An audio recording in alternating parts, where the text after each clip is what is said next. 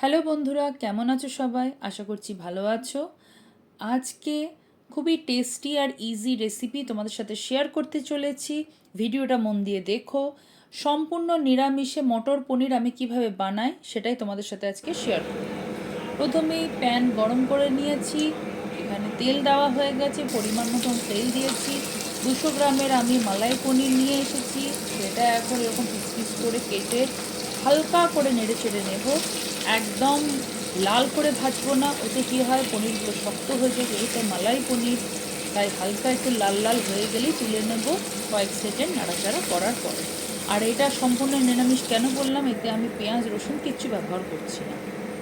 তো যাই হোক, এরপরে পনিরগুলোকে কড়াই থেকে তুলে নিয়েছি। ওই তেলের মধ্যে গোটা গরম মশলা দিয়ে দিয়েছি, দারচিনি, এলাচ, কটা লবঙ্গ আর শুকনো লঙ্কা। এই ফোড়ন দেওয়ার পরে আমি তেলের মধ্যে এবারে বেটে রাখা আদা আর একটা টমেটো পেস্ট দিয়ে দিই।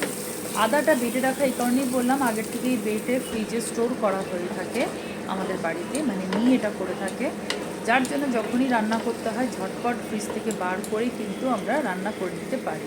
তোমরাও চাইলে এইভাবে করতে পারো, একটা এয়ার টাইট কন্টেনারে রেখে দিতে পারো ফ্রিজের মধ্যে, বেশ অনেকদিন থাকে। যাই হোক, এবার রান্নায় ফিরে আসি।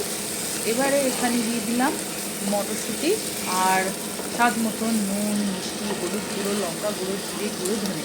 আর কোনো মশলা ব্যবহার করছি না, খুবই সিম্পলভাবে রান্নাটা করছি। আর এই যে ভেজে রাখা যে পনিরটা ছিল সেটাও এবার মিক্স করে দিলাম, কারণ এখন মশলাটাকে ভালো করে কষাতে হবে, আর মশলাগুলো যেন একদম পনিরের মধ্যে আর মটরশুঁটির মধ্যে যেন ঢুকে যেতে পারে, তবেই তো স্বাদটা আসবে। তাই সবগুলোই কিন্তু ভালো করে কষিয়ে নেব মশলার সাথে, কিন্তু এখানে হালকা করে নাড়তে হবে। আর ফ্লেমটা একদম মিডিয়াম রেখেছি। মশলা কষানোর সময় ফ্লেম সবসময় মিডিয়াম টু লো রাখার চেষ্টা করবে, হাই ফ্লেমে মশলা পোড়া লেগে যেতে পারে। এবারে ফাইনাল জলটা দিয়ে দিচ্ছি, কারণ অলরেডি তেল ছেড়ে দিয়েছে পনির আর মটরশুঁটির গা থেকে।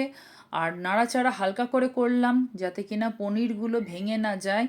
তো এবারে ফাইনাল জলটা দিয়ে এবারে টকবক করে একটু ফুটবে।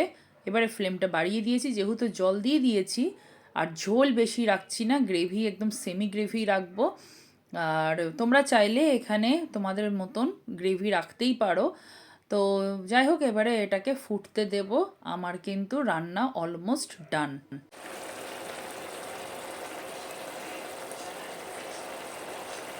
তো এই হলো আমার নিরামিষে মটর পনির। আমি কিন্তু এখানে আলু দিইনি, আর সম্পূর্ণ নিরামিষে বানালাম, পেঁয়াজ রসুনও দিইনি।